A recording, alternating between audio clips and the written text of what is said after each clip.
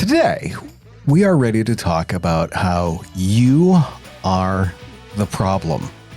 Not you. Not me. Them. Them. Okay. Them out there. Them. Sometimes we're the problem. Both. But we've heard the nobody wants to work anymore. Mm-hmm. And it is like, when I say that, you instantly think... For you. Correct. We're going to help you fix that. Stay tuned. She's the CEO. He's the marketing and operations guy. If it's broken, you need... the business fix. There is always a labor shortage. Even when unemployment is high, Always. there is a labor shortage. I always like it when you find someone where there's, super high unemployment. We just can't find good people. Uh-huh. There's usually a reason. Right, because they're hiding from you. Mm-hmm. Generally. Right. Or it's a job nobody wants to do. But rarely is that the case. What I find so funny about that is that, there are people that drive trucks that pump out septic tanks. Yes. And yet you can't find someone to work in your office. Mm-hmm. Yep.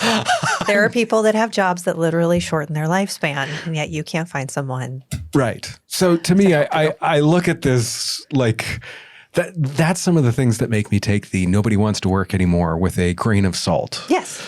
Same. There's people that are inhaling coal dust. Yes. No problem. This is a problem we haven't solved yet. Right. This is most likely a solvable problem. We may not like how to solve it, but it's solvable.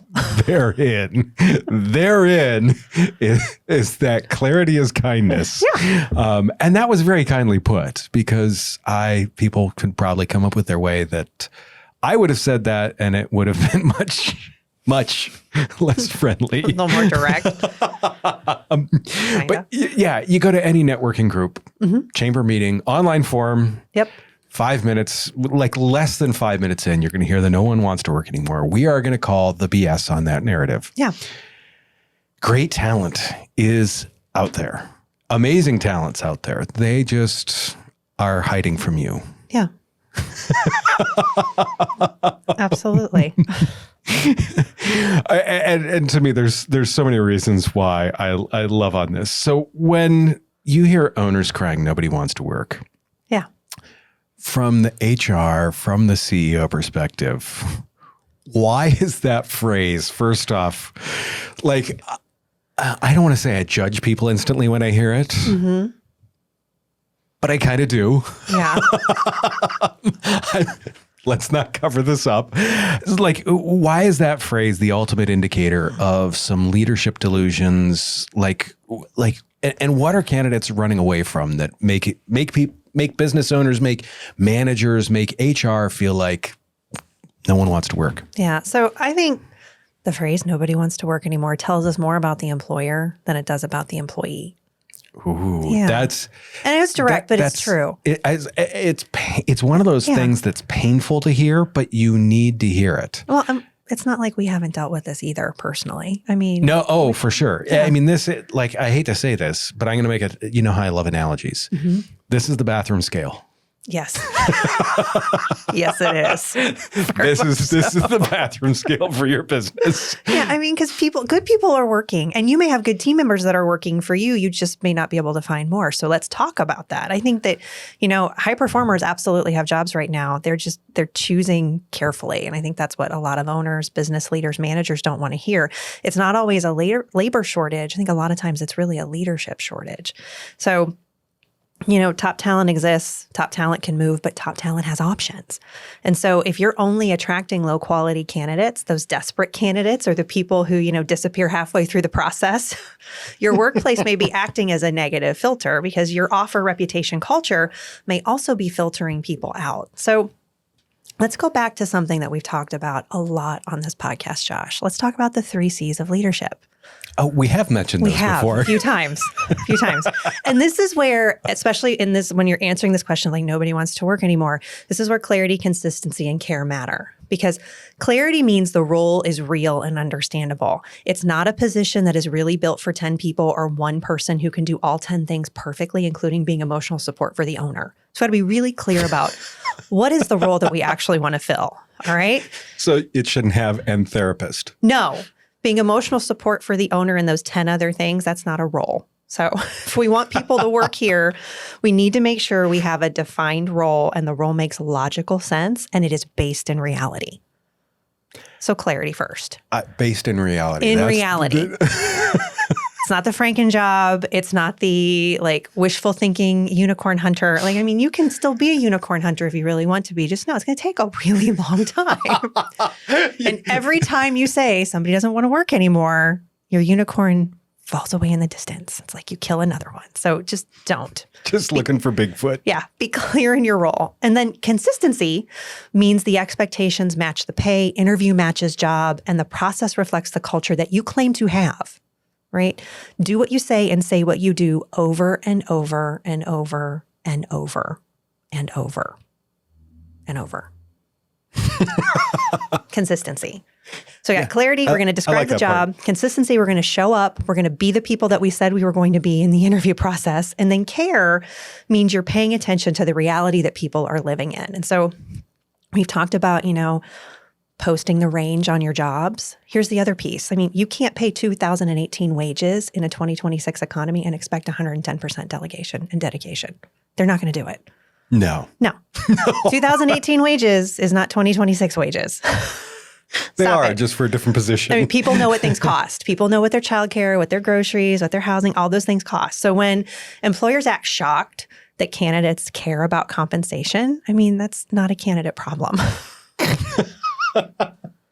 So the other piece of care is respect. So if your hiring process, this is speaking more to process, and I'm sure you'll talk about it too. If it takes 3 weeks to review a resume and 5 rounds of chaotic interviews, and maybe I'll call them back, we don't really communicate clearly, and then we silence the employee, like there's no no communication in between any of those moments, you're teaching candidates that working for you, that's how it's going to feel like. They feel alone on an island while they're being interviewed and going through the candidate process. Well, congratulations. You're going to be alone on an island when you get hired. It's like getting ghosted by a date. It is. It is. And then they call you the night that they're desperate. Yes. Yes. And even if that's not how it worked, that's how it felt. Yes. And so, candidates aren't running away from that work. They're running away from unclear roles, chaotic leadership, and workplaces that want loyalty before they have earned trust. I mean, people do want to work where there's clarity about the role, consistency in how they're led, and care in how they're treated. So if we lead with clarity, consistency, and care in our hiring process, in our onboarding process, we're going to continue to find people that want to work. Yeah. Yeah. It seems basic, but it's one of those things that we often miss. I mean, is. Truly do. It is. And it's easy to miss because it's easy to get busy and working on and in the business in other ways. And you forget, oh, I need to do that. Oh, I should really work on that. When you hire, it's usually, and this is one of my comparisons, you're usually busier than a one-legged man in an ass-kicking contest. Yes. And you're like, the last thing I want to do is onboard this person. But the most important thing I need to do is onboard this person. So when you're as the business, when you're getting ghosted. Yeah. Or 0 applications coming in. Yeah. Or you're like, yeah, we've got a person. We have a warm body. And after 90 days, they're gone. Yes. Like, what does that reveal about the employer brand, the pay, the psychological, what does that reveal about that culture? So I'm going to answer that, but I want to give a caveat first, because as I was working through these notes, I had to but it doesn't really apply to this one right now. So I'm going to say, for those of you trying to fill a sales job, which is 2/3 of the planet. Yes. And really where a lot of the nobody wants to work anymore comes from. It is a hard market right now. And it is a hard market in part because culture is changing around sales. And as leaders, we're going to have to figure this out long term. How sales works in our economy, how that communication works, how that role fits is really starting to change. And what worked before is no longer working. And we're all trying to solve this. Hence why technology around sales is so hot right now. That's why there's so many different AI-driven, here, you want to be a salesperson. This is your automated sales agent. It's still not going to work. All right. So that's, we're all trying to figure that out. So give yourself a little grace in that and let's continue to work on solving that problem. But when it comes to everything else as it relates to people, back to the question. All right. When I see high candidate ghosting, no application flow, immediate 90-day turnover, I start by looking for the trust gap.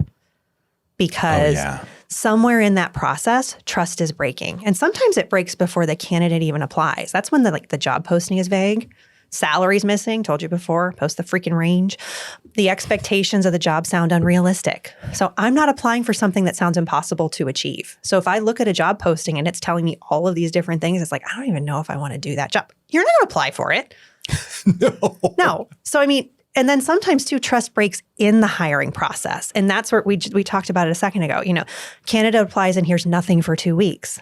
Then the company suddenly wants them. There's a lot of urgency and you have to follow up quickly. So when we treat recruiting like a sales process, it's got to be with urgency. So that's it. I tell you, treat it like a sales process. Yes. If someone has interest and they fit, time is of the essence, especially when you're in a competitive job market. So it's really about, they hit ding. They hit yes to apply for the job on ZipRecruiter. I mean, get to them within 24 hours. This is the number one priority for your organization is filling this pipeline. Yes. All right. The other thing that happens sometimes is a candidate will go through multiple interviews and they get inconsistent information from the people that are interviewing them. And then the employer is shocked when they accept another offer. And they're like, well, they showed up to all the interviews. Yeah, but you gave them one piece of information, the recruiter gave them another piece of information, and then the person that was doing the vibe check gave them a whole nother different piece. Like, if no one can, if you can't consistently explain what a day looks like between 3 different people in your organization, you got a problem. I have been through that. Yes. And that too is a slow, respectless hiring loop because no one's on the same page. So the other thing I would say too about psychological safety is it really does start in the funnel of the sales, like not the sales process, but in the recruiting process. So it doesn't start after orientation. How you treat them through the interview process is a preview of how they believe you will treat them as employees. So did you respect their time? Did you communicate clearly? Did you follow up when you said you were going to follow up? Huge. That's the biggest one. Well, I got busy and I just didn't send them that confirmation email. No. You would be mad if somebody didn't send you a thank you after the interview. Yep. How about you send them a, yes, you're moving on. No, you're not moving on. Like, did you tell the truth too about the role? Oh, it's this many hours a week. It's this. And then they come in and they're like, no, we have mandatory overtime. That's a very different question. Very different issue. So, remember, psychological safety talks about, I know what to expect here when they walk in. So when someone leaves in the first 90 days, I think you need to ask yourself 3 questions. What did we promise? What did they experience? And where was the gap? Oh, yeah. What were my expectations? What were their expectations? And then how far apart were we? And chances are, if they're gone within the first 90 days, there was a pretty big gap. Oh, I mean, yeah. And you've those are great questions because it says what's broken that we can fix. Mm-hmm. It does. I mean, that takes us back to clarity, consistency, and care through the employee life cycle. We're solving a lot of our headaches before they start when we're clear in those roles. And I think, too, if the interview promised support and training, and then the reality is confusion and like, here's your manual, go read it, no structure, no clear expectations, that employee is going to know very quickly that the promise didn't match the proof. And that's not a labor market issue. That's an employer brand issue. You did it wrong. It's just simple. You did it wrong. I don't mean it to sound rude, but you did it wrong. 100%. Yeah. Yeah. I mean, that really is. That is the only way to put that. But in this, if we start to realize that, okay, the process is busted, the stuff we're doing is busted, how do you pivot from blaming the labor market to building that culture and pipeline that has people in it that you actually want working for you instead of just, well, they're looking for a job. I guess I'll take them. Yeah. So it's a CEO trait that most of us don't like to talk about. The first step is humility. So, not shame, not defensiveness, humility.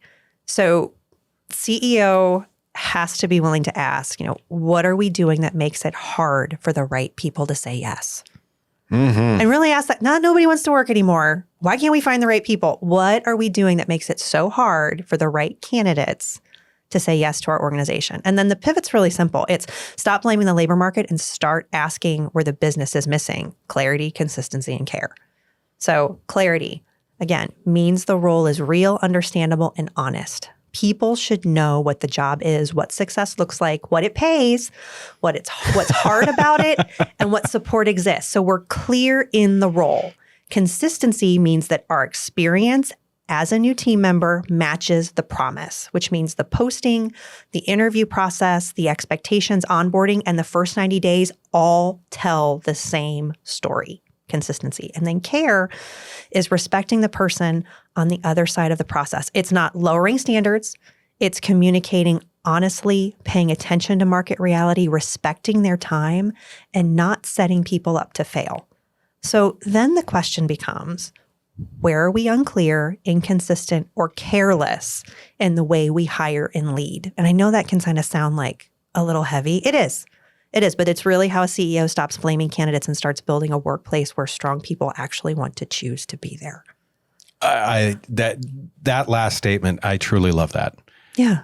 Stop blame. Be the place where people want to work. Yes. Be the change you want to see in the world. If you want people to work here, model what you mandate. Even if it's just your world. Yes, just your world. So is what it is. All right, Josh, so let's talk about operations. Oh, goody. Yeah. Yes. So if an owner's phone isn't ringing with quality applicants or candidates are ghosting them on day one, where's the operational friction in their talent machine? How do we reimagine or re-architect it? It's funny because as I was thinking about this, I started to look at like the supply and demand trap. Yeah. Right now, I mean, there's a heavy demand for performers and the supply isn't as great.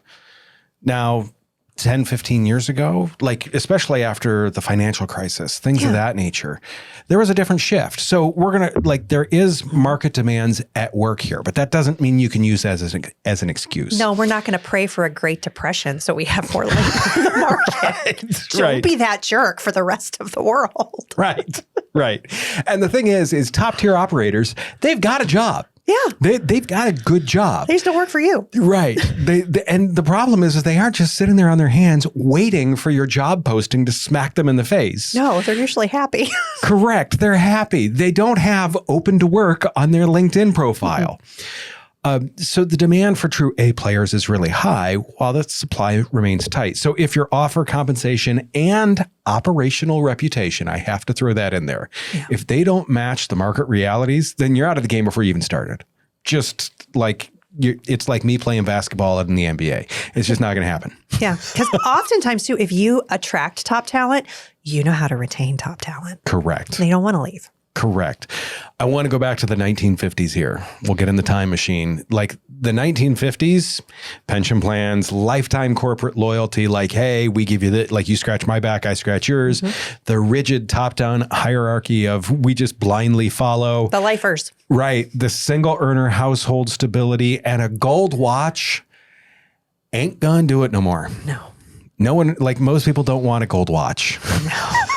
You're not. If you gave anyone under the age of 40 the option between a Rolex and an Apple Watch, I guarantee probably 85% of them take the Apple Watch. Yeah. Because, tech. So what do we need to look at today? Modern performers, they want autonomy. They want clear SOPs. They want personal growth velocity. They want modern tooling. Don't give them your operation system from 1980 that still runs on a Commodore 64 in the back room. Don't give them a CNC machine that is the plates are stone because they didn't have metal yet. They want market rate pay. They want psychological safety. Now, we've talked psychological safety. This does not mean fluffy rainbows. No. This means knowing what's going to happen. They are not looking for the 30-year sentence. They aren't looking for pizza labeled as great culture. They want an environment where they can build real value without administrative friction for themselves and in turn the business. Yeah. If you're fishing and the reason why I talk about this, if you're fishing, you need to use the bait for the fish you want to catch. Don't fish with minnows expecting to catch sharks. Yes. Everyone's throwing minnows in the ocean and like, I want a shark to work for me. Well, then great. Stop throwing in a bluegill. Yes. Like a shark's not coming after that. No, most likely not. And if they are, I mean, really good job. Like it happens once in a million. So you really want to be that 1 in a million, or do you want to up your chances? Correct. Yeah. And that's the huge thing about it is if you are fishing with bluegill, you're going to get a baby shark. Yes. And now everyone has that song in their head. You're welcome. The other last thing I want to say about this, additionally, people do not want to feel like a hostage. I know a few people that are part of like the STRS. Yes. And I hate my job, but I'm here. I can't leave. Yes. Yeah. I know a lot of people like that. Yeah. And or they're like, mid-level management. I have stock options. I can't go anywhere. I've got 15 years in, can't leave. And I'm like, oh gosh, that's not a good way to feel either. Because once again, people are like, well, it keeps people in the job. Right. People that don't want to be there. People don't want to be there. Right. It's not even no one wants to work anymore. They're not, but they're still there. That's a different problem. So what we're going to do, like to fix some of this too, is my part B of this is pipeline speed. I love it when someone puts, we have a fast-paced environment and they don't respond to the ad for 3 weeks. Oh my gosh. Yeah. I see it all the time. Must thrive in a fast-paced environment in their job post. And then it's 2 to 3 weeks to respond to a qualified candidate. What's the problem? Yeah. Holy cow. If you see, like we've all been there, Yes. where you see a candidate comes in and you see their resume and you like the champagne starts raining down from the heavens. You hear the, from the angels, much better than that, obviously. Why are you saying, well, I'm going to leave this ad open for 3 weeks? Just email them. Oh my God, why are you waiting? Because I tell you what, if they're that good, they've got other people giving them offers too. Get in first. Well, and this is where I will say to the HR people, this is sometimes where they get mad at me and I really do not care. Their priorities are sometimes different than my priorities. And so it's one of those where they're like, what do you mean you're reviewing resumes all the time? I'm like, look, this is important. And if you can't call them back that fast, I will leapfrog over for recruiting. Yep. Here's my question for you. Yes. If there is a $50,000 sales lead that comes in, are you calling them the next day? No, immediately. Correct. Immediately we're responding in some way. Right. Email, text message, phone, maybe all three. Correct. Why aren't you treating your applicants like this? Exactly. Like that person, especially over the lifetime, is worth a hell of a lot more than $50,000. Absolutely. Even if it's an entry-level position. Respond quickly.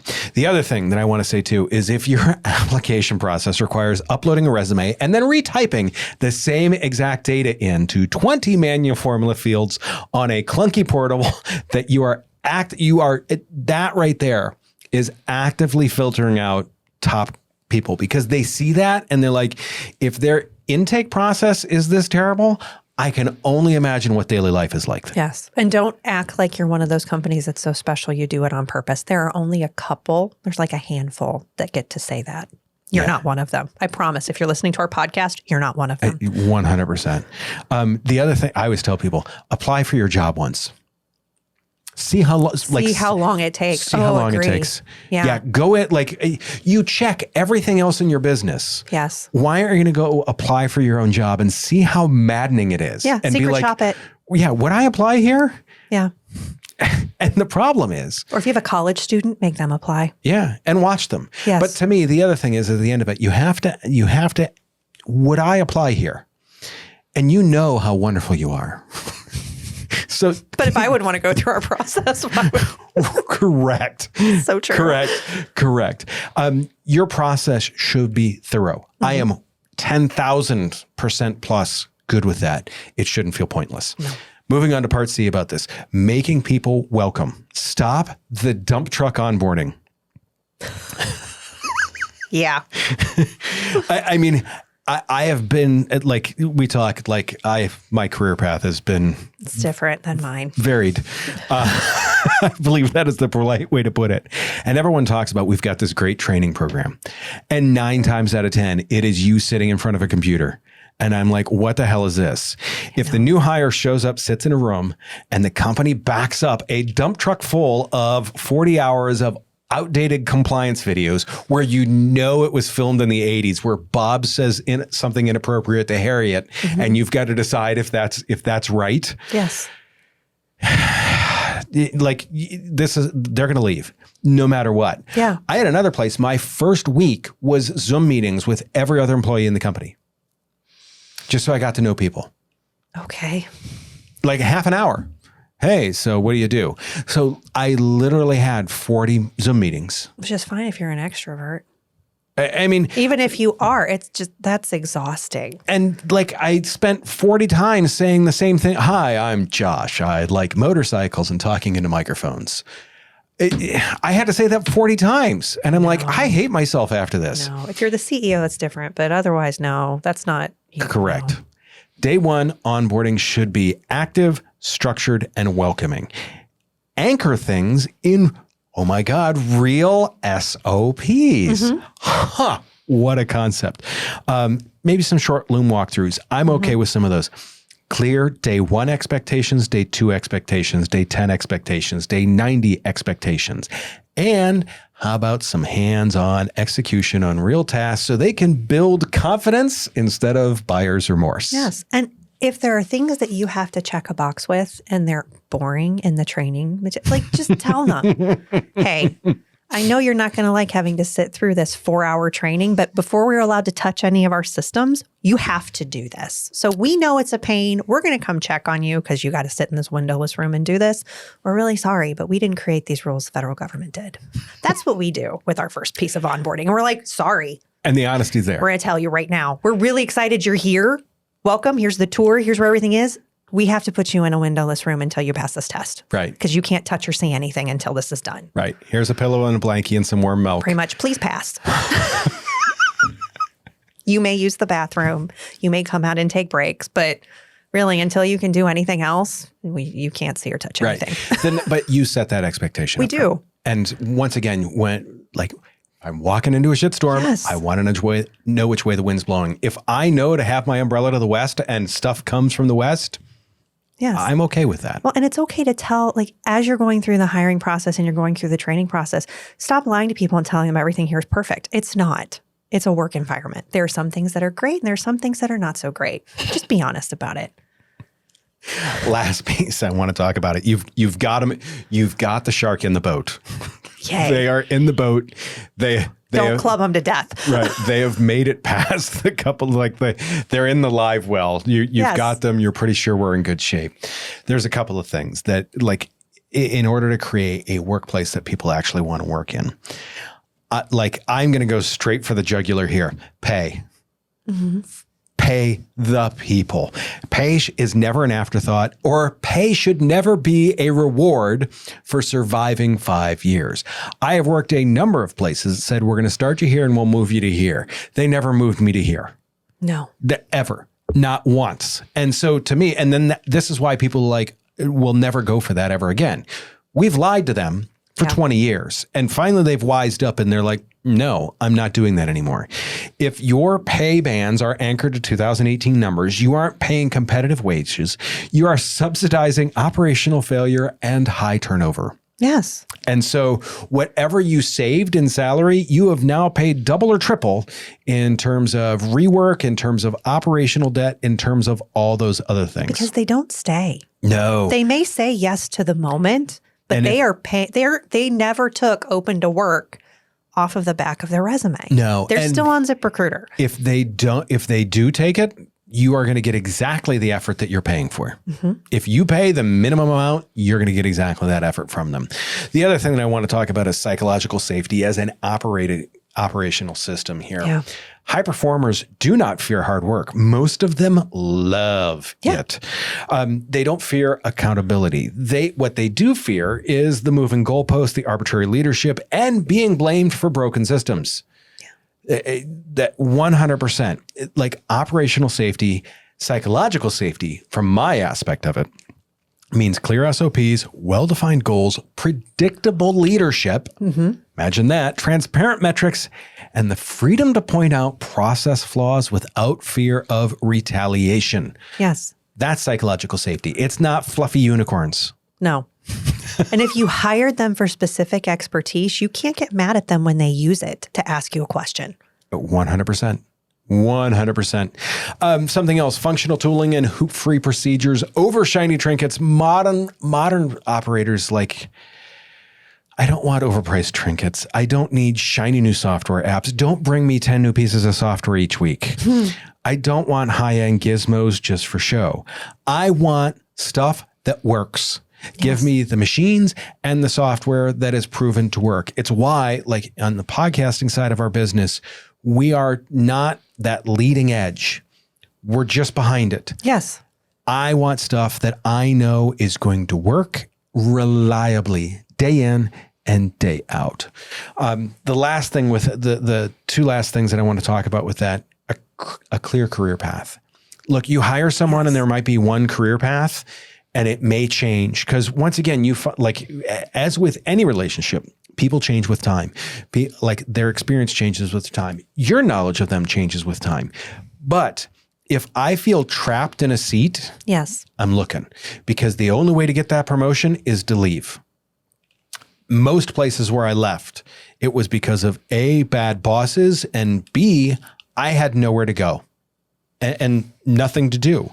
So if there's a trajectory, and once again, not everyone's a leader. No. So don't think that this is leading their department. What it could be is it could be a more technical move in a different department. Yes. That's a promotion.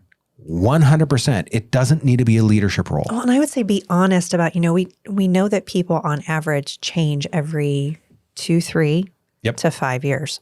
So you don't need to tell them what 30 years at your company looks like. You can tell them what 3 to 5 looks like. Scares the hell out of them. It does. But the other part, like, you don't even know what it's going to look like. So stop lying to yourself when you're like, this is what 30 years, whatever. So this is what, and as entrepreneurs, come on, half of us can barely get to like 6 months ahead. So like, tell them what 2 to 3 years looks like. This is what our trajectory is. This is the direction that we're growing.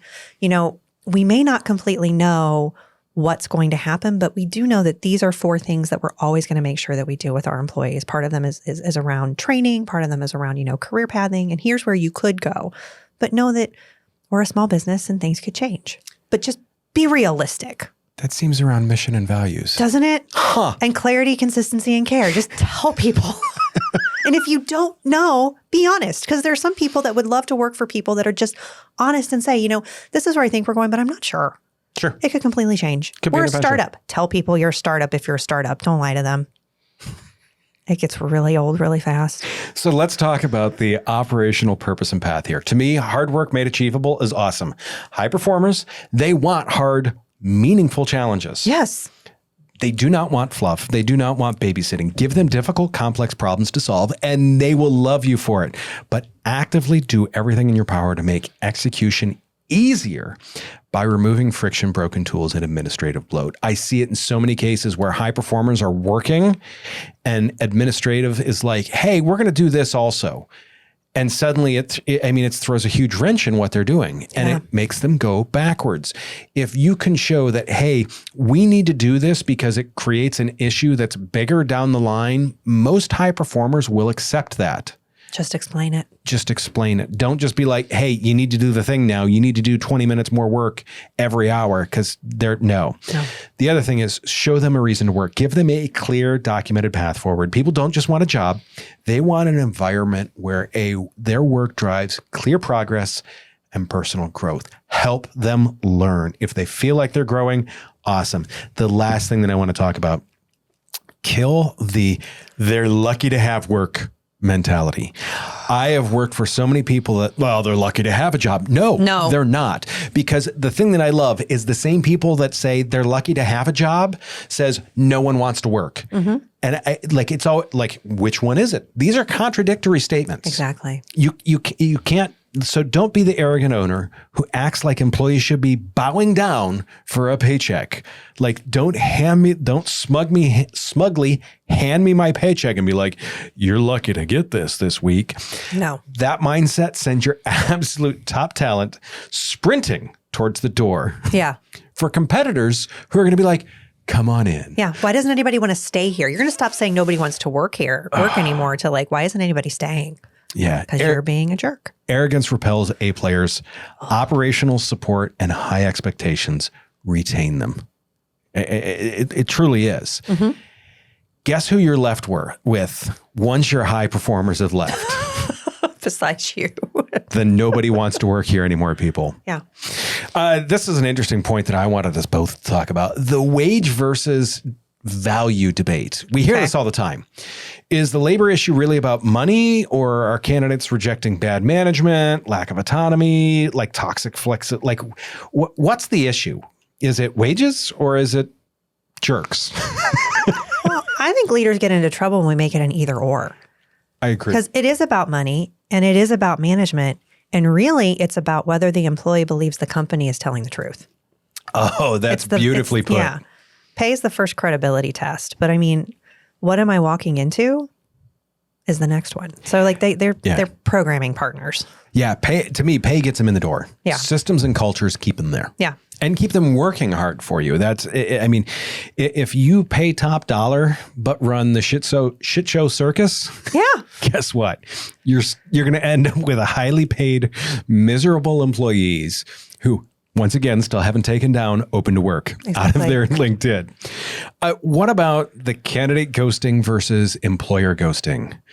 Like, and I love how dating terms have worked their way into job hunting, because I mean, once again, there's so many parallels to this. Yeah. That first date is an interview, no matter what you think. Yeah. It truly is. So like, to me, owners complain constantly about candidates ghosting interviews, but then once again, are companies ghosting applicants? You know. Yeah. I mean, I don't love ghosting from either side. No. At all. I mean, but I do think employers need to be careful about acting shocked by behavior they help normalize. Because you did it, employers. We did it because for years, candidates have applied into black holes. They sent resumes, they prepared for interviews, and they heard nothing. So, I mean, that's the problem. I think it's a created thing. So now you got no closure, no update, no thank you. We're moving in another direction. Just like, hey, I interviewed, or hey, I sent my resume. Hey, I sent nothing. What I found interesting about that is HR for so long used the excuse of, well, what if we tell them something, it could be used against us. We're picking another candidate, or you're not qualified for. No, you're not. No is okay. Right. Yeah. And I found it so interesting because to me, it is just a low respect hiring system. I mean, once again, the problem is the person that isn't the fit for today's job, maybe the fit for the job that you have in 6 months. Exactly. And you want people who were potentially a culture fit but weren't a skill fit for the specific job you were looking at reapplying. So if you talk to them and say, hey, you're not a fit right now, but we would love for you to apply later. Yeah. Have you seen the unicorn postings where like, hey, we want someone that does marketing, sales, accounting, operations, and can clean the toilets? Yes. Yes. I see them all the time. So do I. I love searching job ads just for this reason, because I'm like, oh, wow. Yeah. Rockstar Ninja. We want a Rockstar Ninja. The Rockstar Ninja unicorn. Yes. That tells me the business doesn't know what they need. No. It sounds fun and scrappy. Like, yeah, we're really entrepreneurial. We need all of these things. We need you to be this. Really, company has no clarity. Right. No, it's not flexibility. No. When I see wears many hats, it's code for we do not have one documented SOP in the entire building, and we expect you to save us from all of our operational debt. Yes. In your first 30 days, you are either going to be crying or you're going to be running. One or the other. Yeah. You're just going to add one more thing to the resume here. That's all you're going to have. For me, key takeaways, some actionable stuff today. Audit your hiring bait. Look at your compensation and role benefits through the lens of modern talent. Stop fishing for sharks using minnows from the 1950s. Yeah. Clarity, consistency, and care in your hiring and onboarding process. So I would say, we're going to take a look in the mirror and ask ourselves, are we really modeling what we want to see from our team members? Ghosters get ghosted. Unclear expectations equals unclear outcomes. So clarity, consistency, and care in your hiring and onboarding. You got less than 24 hours. Treat top applicants with the exact same urgency as a high-value sales lead, because it is. Yes, I'm going to reinforce your hiring bait and say audit your pay against current reality, right? Yes. Benchmark your salaries against the current market data, all right? Not what you paid 4 years ago. Pay fairly, adjust and reduce the operational scope of the role, and post the freaking range of salary. I want to dip to that. Yes. What's interesting about that is I just got a notification from the county. My property tax is going up because my property value went up. Yes. And I am like, no one asked me. Right. And I'm like, but I looked at it and I'm like, what the hell is this? So I went online and I'm like, there's no way. I am going to write a strongly worded letter to the auditor's office and be like, you need to undo this. And then I looked at comparable values in the neighborhood and I'm like, damn it. Yeah. So same. Do the same thing when you go to pay people. Lastly, kill the dump truck video onboarding. Yes. Don't put people in front of the computer. I mean, unless you have to for regulatory reasons, like human connect, don't make that the first thing. At least say hi to people. Right. Yes. Have them connect with a human in your company as much as you can, other than just parading them around the office like a new unicorn. Yes. Just doesn't work. Should you ever rehire an employee who quit and wants to come back? The old boomerang? Oh, do not mistake familiarity as a shortcut for fit. So it is rare that you rehire. Only if you're clear on why and how they left and what has changed. And that person was never a culture killer. If they were a culture killer, don't even think about it. No. So, I mean, good terms, and they fit operational terms. Absolutely. If they say, hey, I want to come back, and you're hiring for their job, then there's a chance. But otherwise, no. Another thing I would say too is if they completely left your industry to do something else and they realize they didn't want to do that, they want to come back. That to me is an easy one. But if they left you to go to a competitor and they blew everything up on the way out, don't rehire them. Because we're just going to have an HR conversation later on. You're going to have to call in a consultant and we're going to have to undo the mess. Cover letters. Yep. Still do them? They're mostly outdated unless you make the ask specific and useful, which is, I know for a lot of people right now is really challenging because I'm having people that are in the market that are for higher level jobs getting really frustrated because they're like, I have to rewrite my resume every time I'm applying for a job. I'm like, yeah, for C-level positions, you have to. Yeah. So no, don't do it. If you're talking entry level, mid market, if anything, friend people on LinkedIn or send a message. Yes, I see that. The other thing that I would say is I am perfectly happy to ask 2 or 3 very specific questions that you can have. If you want to see how they write, then put that. Yeah. I mean, I'm okay with that type of work, but don't give them the, hey, we'd love to see your cover letter. Because once again, all that is going to be is them slathering on chapstick and puckering up. Yeah, it's just a round file. You don't need to deal with it. No. Single worst phrase or red flag that you can put in a job posting. Listen to me, people. It's 2 phrases. Wear many hats and thrive in a fast-paced environment. Don't do those. For me, it's tough because the ones that I see that are the red flags to me, obviously the family one. Yeah. Must thrive under pressure or fast paced. Both of those I translate to, we redline our team, we have no SOPs, and we will blame you when the workload collapses on your head because you are the FNG. And it's your fault. The only time must thrive under pressure should be in a job posting is if you're like dispatch for police and EMS. Yeah. That you should thrive under pressure. Yeah. The funny thing about that is when you look at that is an excellent segue because we're going to talk about like the emotional side of things in a couple of episodes. Oh. Next week, we're going to get really nasty. We are? Yes. We are talking about the PIP. Oh, yes. Not Gladys Knight.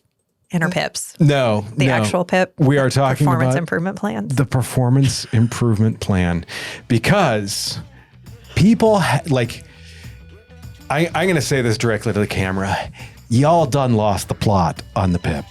That's all there is to it. I get violently angry. So if you see me in a helmet for the next episode, you know why. That all being said, do us a favor. Go to businessfixpodcast.com.